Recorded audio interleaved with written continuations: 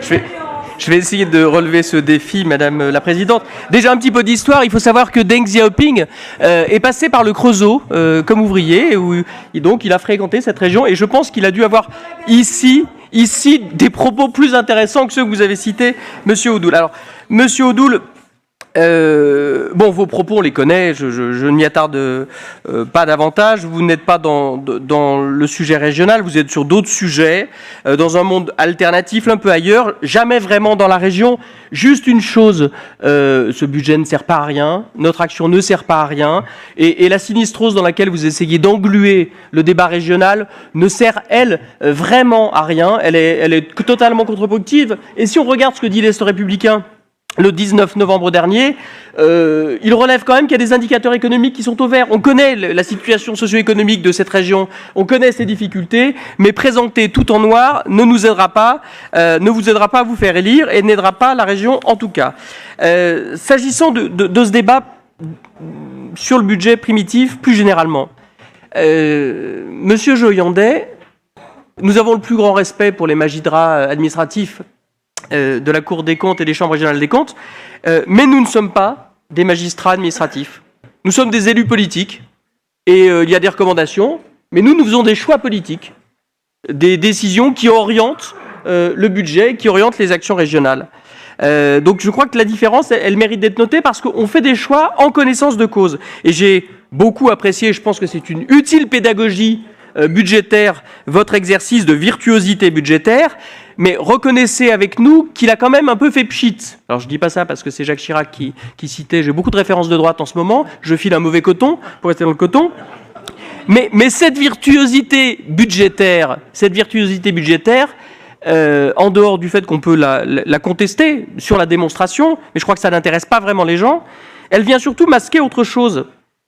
Elle vient masquer le fait que, une autre référence d'une progressiste, Tina, there is no alternative. Vous n'avez pas d'alternative, vous n'avez pas de plan B. Et donc, quand vous nous dites les fondamentaux de gestion, un peu moins de dépenses de fonctionnement, un petit peu plus d'investissement, attention à la dette, ce sont finalement des propos aimables, des figures imposées, des commentaires qui ne sont même pas forcément désagréables, mais dans vos propos, il n'y a pas de grand courroux, il n'y a pas de grandes indignations. Effectivement, comme le dit Patrick Hayache, il n'y a même pas d'amendement budgétaire. Parce qu'au fond, vous n'avez pas d'angle. Parce qu'au fond, cette majorité, elle fait du bon boulot. Et parce qu'au fond, dans tous les débats qu'on a eus pendant 2 jours et demi, et on continuera jusque demain midi, dans tous ces débats, les points de clivage entre nous, ils sont assez faibles. Et c'est ça la vraie démonstration que vous faites par l'exercice de virtuosité budgétaire que vous nous proposez. Ce qui paraît important aussi, c'est les contradictions internes de votre discours. Vous nous dites, vous ne nous écoutez pas, on a l'habitude de l'entendre en commission des finances, il n'y a pas de démocratie, enfin, il n'y a pas beaucoup de régions dans ce pays où on prend autant de temps, et parfois ça nous dure un peu, où on prend autant de temps pour débattre du budget. Donc il y a de la démocratie. Et puis l'autre contradiction que je veux relever, c'est que quand même vous nous dites en permanence « attention, attention, pas de dépenses », vous nous dites jamais où, il faut aller faire ses économies. Et quand on a des exemples précis, c'est sur les RH, où on ne doit pas recruter, mais par ailleurs on nous demande des moyens d'instruction supplémentaires, par exemple sur le FEADER. Donc je crois que votre raisonnement touche à ses limites sur ces sujets.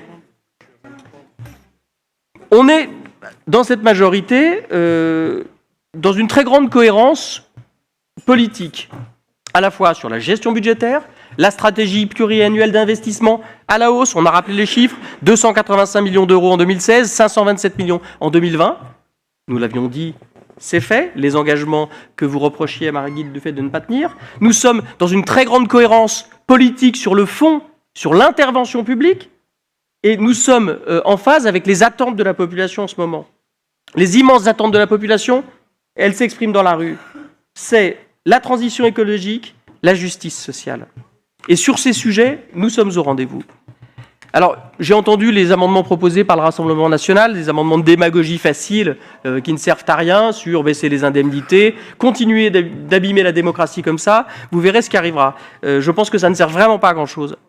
En revanche, il y a un point sur lequel je souhaite insister, j'en ai parlé avec notre collègue Patrick Ayache, que je cite à ce point du discours, c'est la réhabilitation de la politique publique et de la dépense publique. Nous ne sommes pas des libéraux.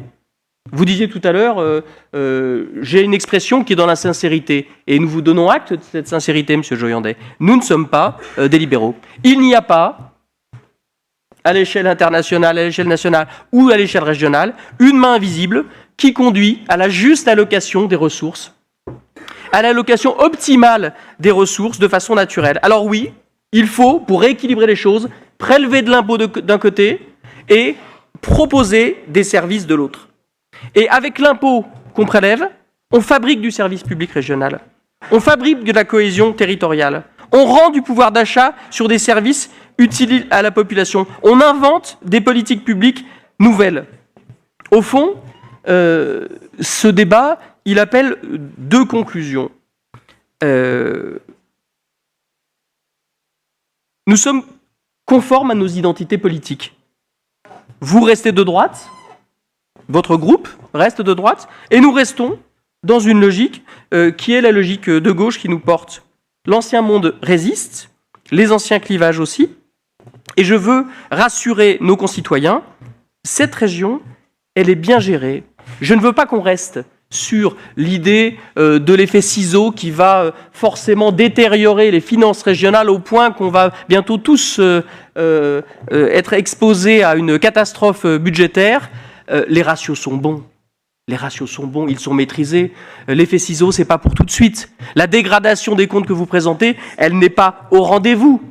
Les dépenses de fonctionnement, elles sont élevées, mais elles sont justement élevées. Il ne s'agit pas de faire des économies pour faire des économies, parce que c'est une espèce de gimmick idéologique, dogmatique. Nous faisons une dépense publique régionale utile, efficace au quotidien, et je crois que les Bourguignons franc-comtois, ce qu'ils doivent entendre, c'est que ils ont besoin de retrouver de la confiance au quotidien, ils ont besoin d'avoir des formations pour pouvoir retrouver du boulot, ils ont besoin d'isolation dans leur comble, ils ont besoin de solutions de déplacement qui fonctionnent, ils ont besoin d'avoir des coups de pouce financiers pour que leurs enfants lycéens étudient dans de bonnes conditions. Ça, c'est une politique régionale qui est utile. Alors on ne se paye pas de mots, on n'est pas dans la virtuosité budgétaire, on n'est pas dans la théorie, on est dans le concret, on est dans la transition écologique, on est dans le soutien au pouvoir d'achat, on est dans la justice territoriale, on est dans le développement territorial de tous les territoires urbains et ruraux, on est dans un souci d'émancipation de chacun et chacune dans ce territoire. Et c'est pour cela, Madame la Présidente, que notre groupe apportera ses voix à ce budget primitif 2020.